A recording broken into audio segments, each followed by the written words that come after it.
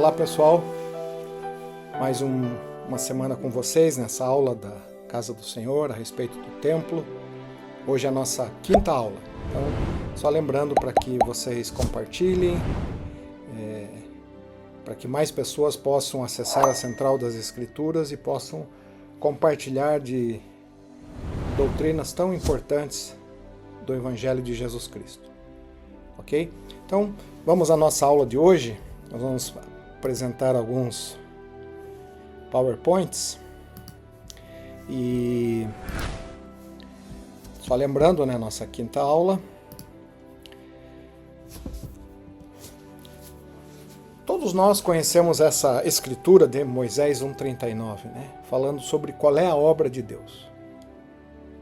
E a escritura coloca qual é o propósito do Senhor por ter criado esta terra e nos colocado aqui, nós seus filhos. Pois eis que esta é minha obra e minha glória, levar a efeito a imortalidade e a vida eterna do homem. Só lembrando que a imortalidade foi um dom gratuito.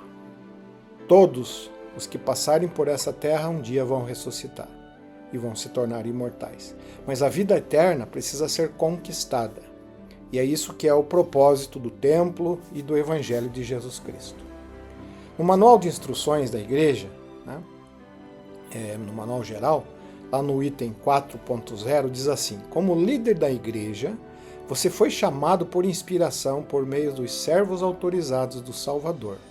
Você tem o privilégio de auxiliar na obra do Pai Celestial, de levar a efeito a imortalidade e a vida eterna. Por isso, você deve incentivar os membros a se engajarem no trabalho de salvação e exaltação, tanto em favor de si mesmos, quanto de sua família e de outras pessoas. Note que eu grifei salvação e exaltação, porque são duas coisas diferentes. A gente já tratou isso na aula anterior, né? Qualquer um dos graus de glória é salvação, mas a exaltação, que é o grau mais alto que o Pai Celestial tem, só pode ser conseguido com as ordenanças do templo. Nós vamos falar mais ainda sobre isso nesse curso ao longo, né, das próximas aulas, ok? Agora, é importante também conhecer que o diabo também tem uma obra.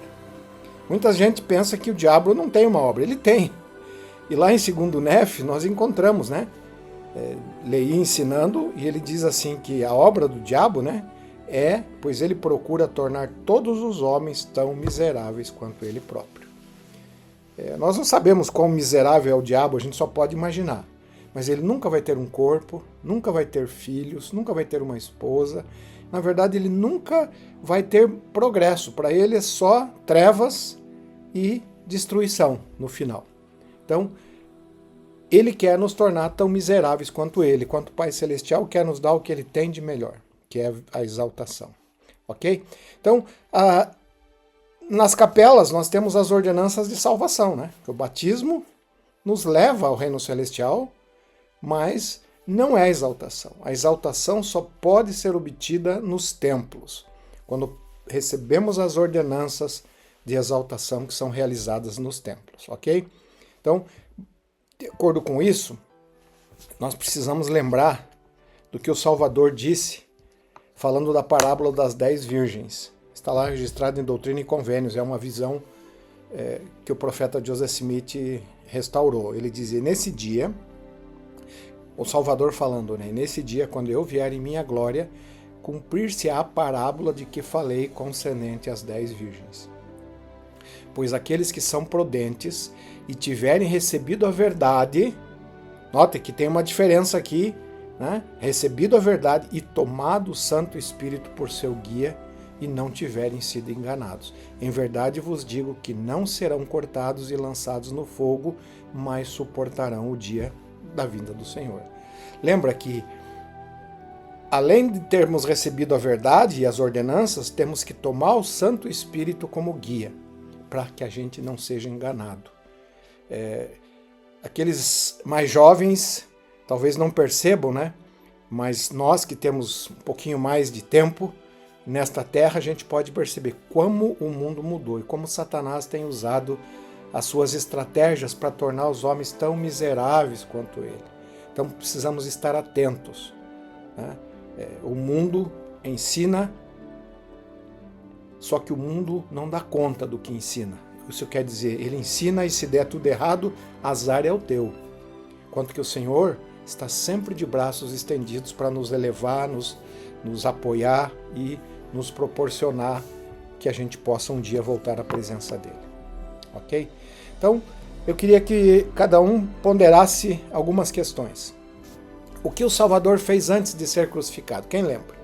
Isso é para vocês pensarem. A segunda pergunta. O que o Salvador fez após convidar os nefitas a tocar suas marcas, lá em 3º Nef 11?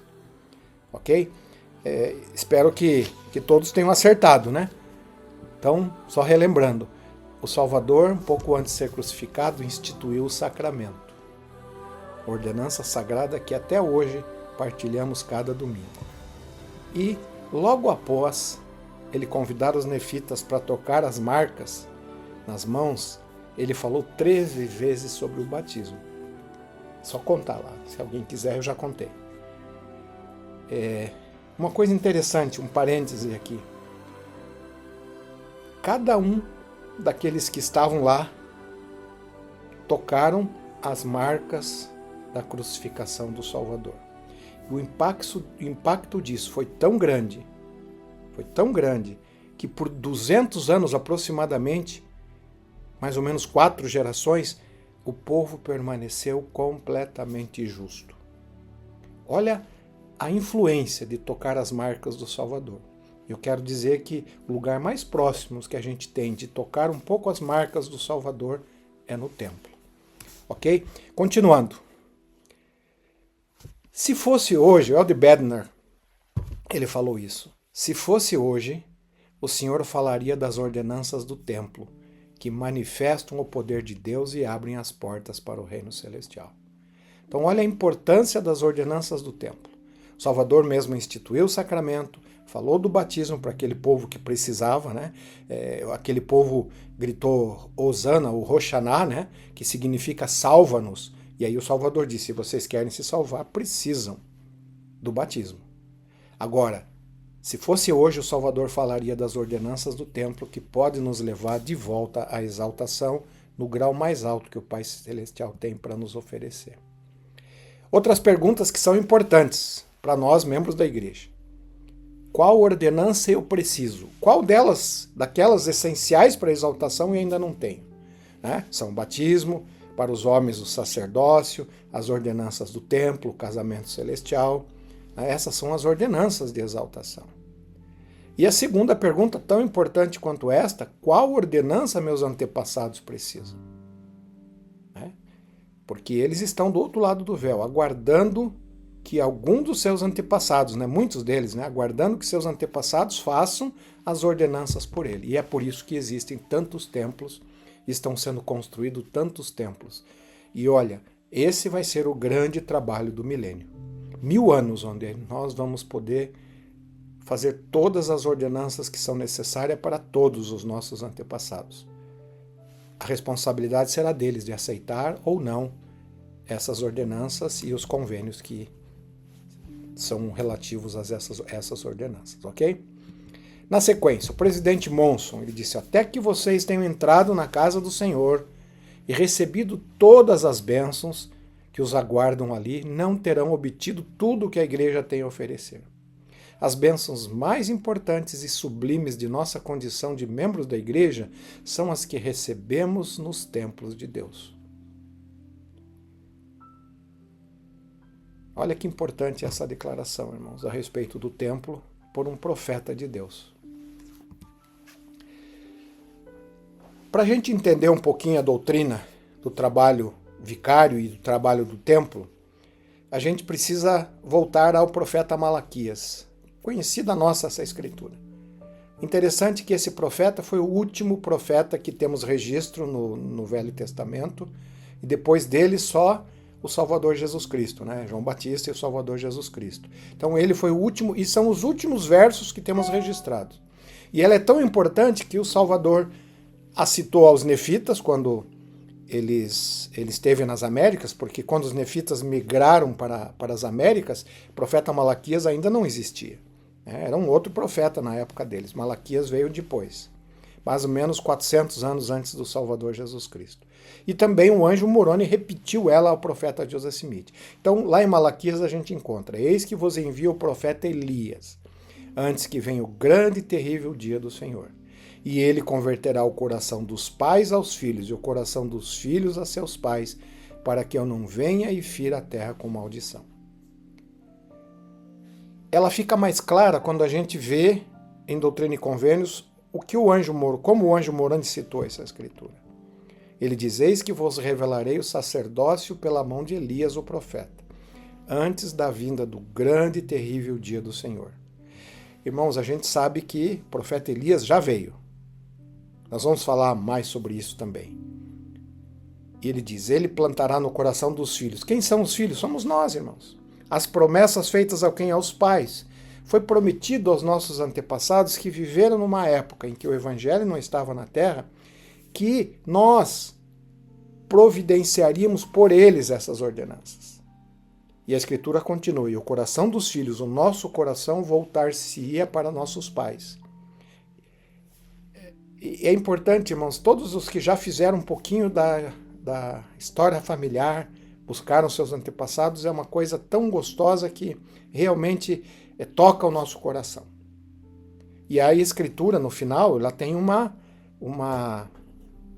advertência, que se nós não fizermos isso, se não fosse, toda a terra seria completamente devastada na sua vinda. Né? Se nós não fizermos esse trabalho, irmãos, a terra não teria por que existir e o Senhor a destruiria. Felizmente, nós temos profetas que restauraram, né, esta as sagradas ordenanças do templo, que possibilitam tanto a nós quanto nossos antepassados um dia voltarmos à presença do Pai Celestial. Também em Doutrina e Convênios 138, naquela revelação dada ao profeta Joseph Smith, ele diz assim: o profeta Elias deveria plantar no coração dos filhos as promessas feitas a seus pais, prenunciando a grande obra a ser realizada nos templos do Senhor na dispensação da plenitude dos tempos. Então essas promessas foram feitas aos nossos pais de que nesta época muitos templos seriam construídos e que nesses templos nós faríamos as ordenanças por eles. E essa é a dispensação da plenitude dos tempos. O que significa, irmãos?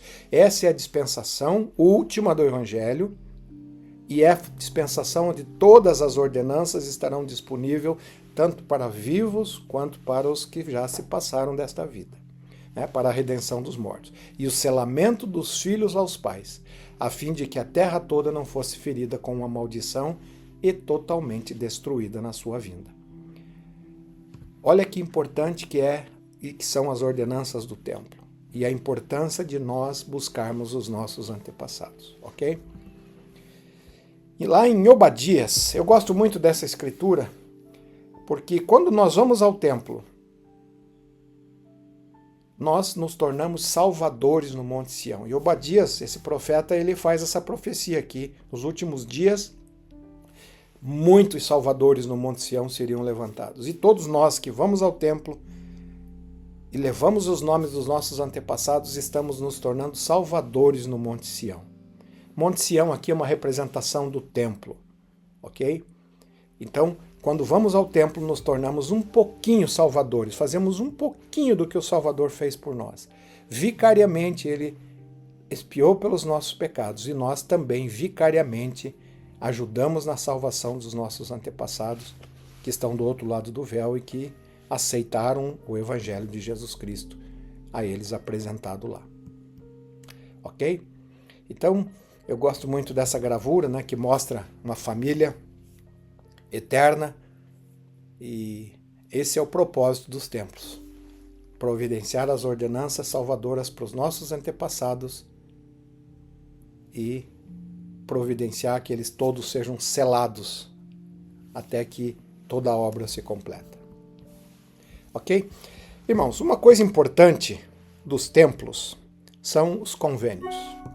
Então, nessa aula, além dessa introdução do que nós falamos até agora, vamos falar um pouquinho para que a gente possa entender um pouquinho a respeito dos convênios. É muito importante entender sobre convênios. E como a gente já falou em outra aula, né, é o acordo entre Deus e o homem, mas eles não estão no nível de igualdade. Claro, o Senhor está muito acima de nós. Então Deus é que estipula as condições do convênio e nós concordamos em fazer o que Ele nos pede, ok? Deus então promete certas bênçãos pela sua obediência. É uma coisa importante entendermos que convênio e juramento são coisas que parecem parecidas, mas são diferentes. Um juramento é uma coisa muito sagrada que, quando quebrado, tem sérias consequências, maiores do que quando se quebra o convênio. Quando quebramos um convênio, podemos rapidamente nos arrepender e retornar. Mas o juramento é uma coisa mais, vamos dizer assim, mais elevada. E o Senhor estipulou que nós não fazemos juramento, nós fazemos convênios com o Senhor, ok? As promessas para aqueles que recebem e cumprem os convênios do templo são as mais grandiosas que se pode imaginar. É nos prometido que nós seremos reis e rainhas. Isso implica que nós teremos um trono e teremos reino, um reino. E também é nos prometido que seremos sacerdotes e sacerdotisas. Isso significa que nós teremos o poder, primeiro que nós vamos ter um reino. Vamos reinar sobre quem? Sobre os nossos filhos espirituais. E vamos ter o poder do sacerdócio para fazer o mesmo que o Pai Celestial faz com a gente. O processo continua, é um círculo eterno. Nós vamos trabalhar com os nossos descendentes espirituais para lhes proporcionar as mesmas bênçãos que nós, quando formos exaltados, atingimos. Ok? Então, é um círculo eterno, ele nunca tem fim. E é assim que Deus progride. Quanto mais os seus filhos atingem o estado de exaltação no reino celestial. Ok? Basicamente, são 5 os convênios do templo. Lei da obediência, lei de sacrifício, lei do evangelho de Jesus Cristo, lei da castidade e lei da consagração. Nós vamos falar especificamente sobre cada um deles nas aulas posteriores, ok? Mas só para lembrar que nós temos esses 5 convênios principais quando vamos ao templo, ok? Além do convênio, claro, do casamento, que também é um convênio. Nós vamos também falar sobre isso mais tarde. O presidente Russell M. Nelson ensinou que o templo é a casa do Senhor e a base de toda a ordenança e convênio do templo é o ponto central do plano de salvação. O plano central do plano de salvação é a expiação de Jesus Cristo. Tudo o que fazemos na igreja, né? Ele diz toda atividade, toda aula, tudo visa o Senhor e sua santa casa. Nosso empenho de proclamar o Evangelho, aperfeiçoar os santos e redimir os mortos, tudo isso nos conduz ao templo. Tá? Isso foi dito já em 2001, né? Tanto é que já mudou um pouquinho o propósito, né? Não é mais só aperfeiçoar os santos, redimir os mortos, é levar cada um dos filhos do Pai Celestial à exaltação, e claro que aqueles propósitos ali também estão incluídos. O que importa agora são as promessas de bênçãos e proteção às que frequentam o templo. E que guardam os convênios, evidentemente. Tem uma palavra que tanto em hebraico, né, aramaico e árabe, ela significa a mesma coisa, que é kafar. Significa abençoar ou cobrir, e também expiar. Dessa palavra originou uma outra palavra, né, que chama-se kafata. Esse artigo eu encontrei numa enzyme antiga. Enzyme é a liahona que era dos Estados Unidos, nós tínhamos a liahona e eles tinham a enzyme, né? Hoje é tudo a liahona, né? E diz que kafata era alguém, pense, alguém fugindo por sua vida. Isso, pense naquele povo que vivia em tendas, vivia em reinos, em califados. Então, se alguém estivesse fugindo por sua vida, sendo perseguido por alguém, justa ou injustamente, ele entrava na tenda do rei, o líder, e pedia proteção da sua vida.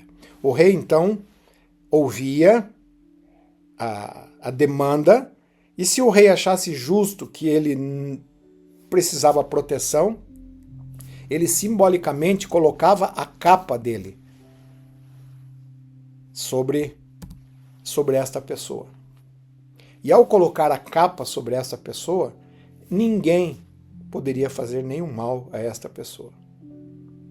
Tá? Isso é a palavra cafata, ok? Lembra, cafar, cobrir ou espiar. Então o rei cobria aquela pessoa com a sua capa e ninguém podia fazer nada com ele.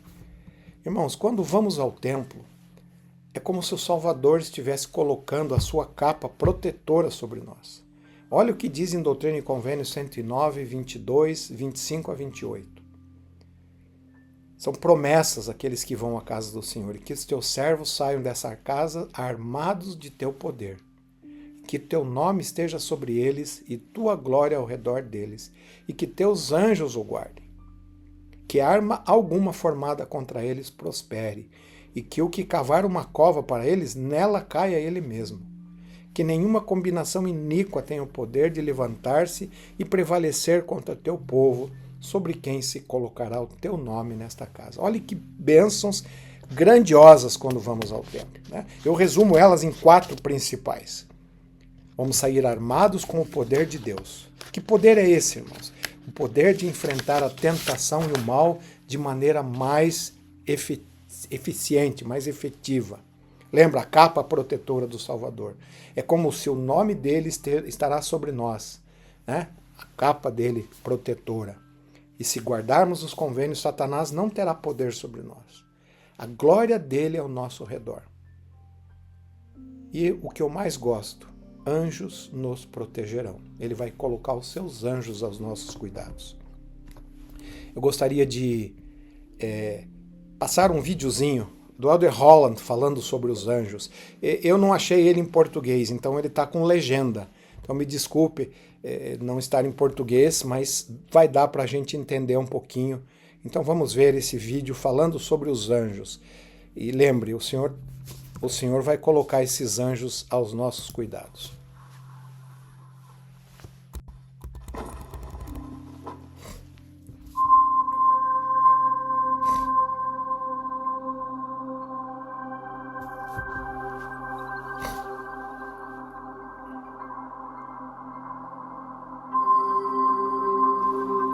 In the course of life, all of us spend time in dark and dreary places, wildernesses, circumstances of sorrow or fear or discouragement.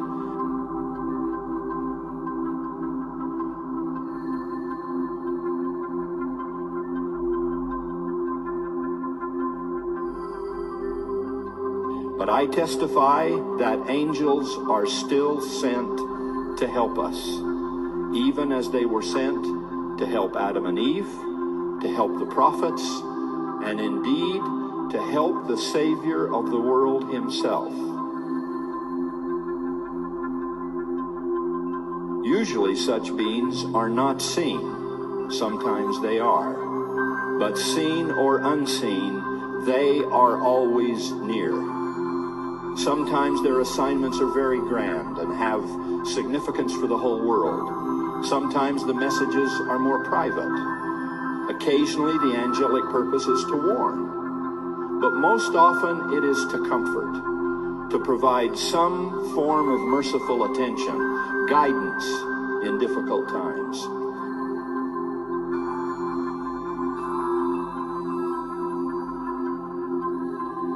I ask everyone within the sound of my voice to take heart, be filled with faith, and remember the Lord has said he would fight our battles, our children's battles, and the battles of our children's children. What do we do to merit such a defense? We're to search diligently, pray always, and be believing. Then all things shall work together for our good if we walk uprightly and remember the covenant wherewith we have covenanted. The latter days are not a time to fear and tremble. They are a time to be believing and remember our covenants. My beloved brothers and sisters, I testify of angels, both the heavenly and the mortal kind. In doing so, I am testifying that God never leaves us alone. On occasions, we may feel we're distanced from God, shut out from heaven, lost. alone in dark and dreary places. Often enough, that distress can be of our own making. But even then, the Father of us all is watching and assisting. And always there are those angels who come and go all around us, seen and unseen, known and unknown, mortal and immortal. May we all believe more readily in and have more gratitude for the Lord's promise as contained in one of President Monson's favorite scriptures. I will go before your face. I will be on your right hand and on your left. My spirit shall be in your heart, and mine angels round about you to bear you. Espero que tenha dado para que eu visse a legenda. E eu quero testificar que o Senhor pode e vai colocar anjos para que nos protejam, nos aconselhem, nos orientem. Podem ser anjos do outro lado do véu, como os anjos desse lado do véu que o Senhor coloca em nossas vidas. Uma coisa importante que ele fala numa outra ocasião, muitos desses anjos que estão aos nossos cuidados são nossos antepassados, que estão do outro lado do véu, nossos antepassados justos que poderão nos auxiliar nesta vida mortal quando precisarmos e formos dignos de ter a ajuda deles, ok? Uma outra escritura que eu gosto muito está lá em João 1, 34 a 39. E aqui é João Batista, né, falando para os seus discípulos. Quando ele vê o Salvador passar, né, ele diz assim: eu vi, testifiquei que este é o Filho de Deus. No dia seguinte, João estava outra vez ali, 2 de seus discípulos. Parece que é João e Tiago, né? E vendo Jesus andar por ali, disse: eis aqui o Cordeiro de Deus. E os 2 discípulos, então, ouvindo isso, né, ouviram-no dizer isso, seguiram Jesus. E Jesus, voltando-se e vendo que eles o seguiam, disse-lhes: que buscais? E eles lhe disseram: Rabi, que traduzido quer dizer mestre, onde moras? E ele lhes disse: vinde e vede. Foram e viram onde morava, e ficaram com ele aquele dia. E era já quase hora 10ª. Eu queria aqui